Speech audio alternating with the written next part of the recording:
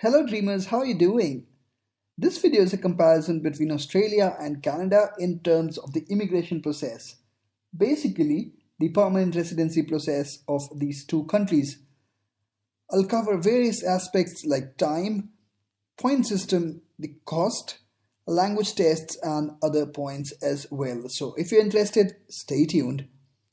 Hello everybody, this is Shitanshu from Dream Abroad. If you want to immigrate to Canada or Australia without paying hefty fee to the consultants, please visit my channel. I've got tons of videos on the immigration process of both of these countries. I do upload videos almost every day now, so if you haven't subscribed my channel yet, please subscribe it right now. Okay, whenever we think of immigration, the first question comes to our mind, should we choose Australia or Canada? So I made this video just a few days back. This was the difference between the two countries in terms of cost of living, average salary, employment opportunities, rights and privileges, weather, and other factors as well. The link to this video is given in the description box below. But what I could not cover in this video was the difference in the immigration process, which I'm going to cover in this video. Right, so talking of the immigration process, both of these countries have got very similar immigration programs. The program for Australia is called Skill Select, and for the Canada, it is called Express Entry. They are two separate programs, but they're very similar because they rank their candidates based on various factors like age, education, skilled work experience, language test score, and spousal factors as well. Okay, talking of these factors and these programs, let's discuss the point system. So these screenshots is something that I shared in the last video as well, but it is very important to share in this video because we are talking about the immigration processes. So if you notice, both of these countries actually deduct points when the age increases after 30 years of age. So if you talk of Canada, after 29 years of age, 5 points get deducted for every year. Similar in the case of Australia, points get deducted after you get 32 years of age. So this was something which is very similar, but there's a difference in the points awarded for your job experience.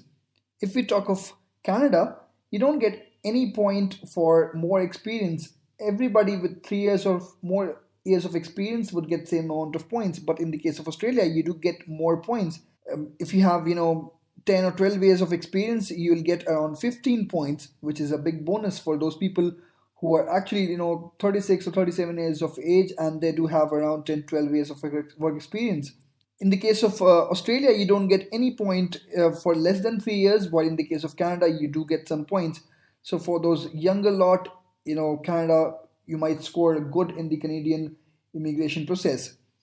Okay, so this was one point. The other point is very important as well.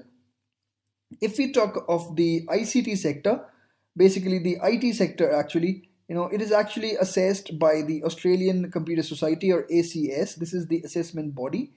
And what it does, it assesses your education and your work experience, and based on which it awards you some points.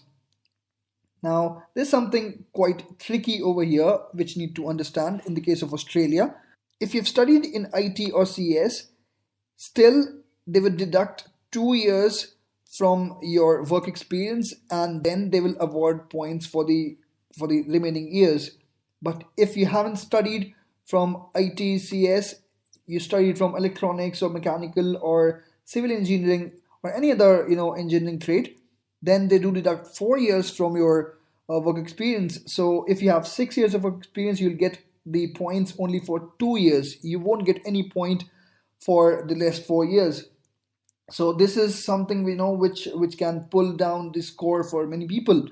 In the case of Canada, there's no reduction in points. The difference in education and work experience does not matter. So this is a big bonus in the case of the Canadian immigration program. This is the point which should be noted. If your education and work experience do not match, in that case there will be reduction in your points in the case of Australia. Okay, now coming over to language tests. In Australia, only English is the criteria. You have to clear 1 out of 5 tests and get good scores. While in the case of Canada, you have the option of French as well. You can choose either English or French, or you can choose both of these languages and appear for two tests. In the case of Australia, we have an option of CAE, OET, PTE, TOEFL, and IELTS. IELTS is something which is common in the case of Canada as well. So if you appear for IELTS, you can actually try your luck in both of these countries. While if you're going for a French test, in that case you need to clear TEF or TCF Canada. So these are the French tests. While for those people who are actually proficient in both of these languages, they do have an option of appearing for both of these tests so that your score can get boosted up. So if you select English as your primary language, you can also select French as your secondary language and you would get additional points for it. So this is a consideration for candidates who are interested in the Canadian immigration program.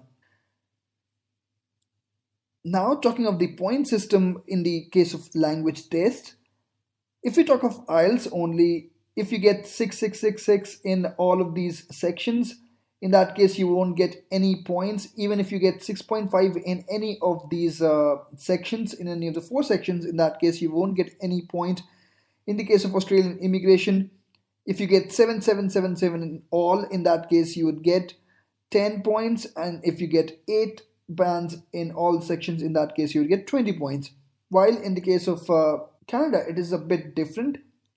You would get some certain points if you score 6.5 in all of these sections, and you need to score 7.5 in listening in that case. And if you score CLB 9, that is 7 in each and 8 in listening, in that case you'd get a drastic increase in your points. So this is the case of Canada, and this is the case of language test for both of these countries. Okay, now moving ahead, let's talk other differences. So if I talk for a single applicant, I'm going to talk about the different factors. So first of all, cost. A skill select system would cost you something around 4,500 Australian dollars, while for Canada it would cost you almost half, in fact less than the half, approximately 2,000 Canadian dollars. Now there are two different currencies, but they're almost equal. If you check out the currency exchange rate, you would find they're almost similar. Now here I haven't added any cost for the state sponsorship for Australia or any PNP program in the case of Canada. Obviously it would differ because it's different for each of the states in Australia and different for each of the provinces in Canada. Okay, proof of funds.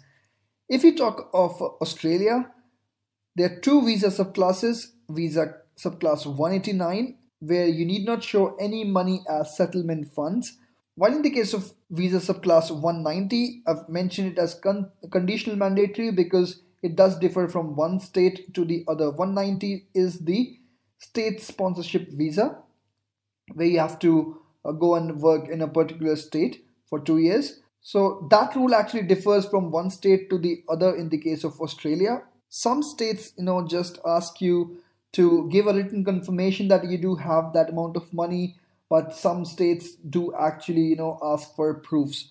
I made a separate video on it. I'll provide the link to that video also in the description box so that you can check it out. Now, the proof of funds is mandatory in the case of Canada, whether you apply for the federal system or you go for any of the PNP programs. It is mandatory. You have to show a certain amount of funds, something around 12.5 thousand Canadian dollars for a single applicant. It does differ from one, if if you have a spouse and if you have a kid as well. Okay, now moving forward, time. Now for Australian PR process, it does take around 1 year, and generally, they say that this is the minimum amount of time that will take from the start to the last. While in the case of Canada, it varies from 7 to 9 months. Now there are some factors over here that I'm not counting. Just like you entered the express entry pool in the case of Canada, and you're just waiting for the invite. If you don't have good score and you didn't even apply for any PNP programs, you might be there in the express entry pool forever. Similar in the case of Australia, if you have just 65 points, that is the minimum eligibility criteria, You might be there in their pool, maybe for 1 or 2 years you won't get the invitation. So I'm considering this when you have good score. You can get the ITA in the case of Canada pretty soon, and similar in the case of Australia. So this is something quite a holistic view. Just to give you an idea that the time taken in the case of Australian immigration process is much more than in the case of Canadian process. So to sum it up, there are some differences in the immigration process of both of these countries which might affect one application from the other. Some conditions might favor one profile and some other conditions might favor some other profile. So it depends on you, and it is your decision which country you want to choose. I hope that this video and this information would be helpful in that decision. So thanks for watching this video. Please click the like button and also share it with your friends if you think it would be helpful for them. Please subscribe the channel if you haven't subscribed it yet. Thanks again.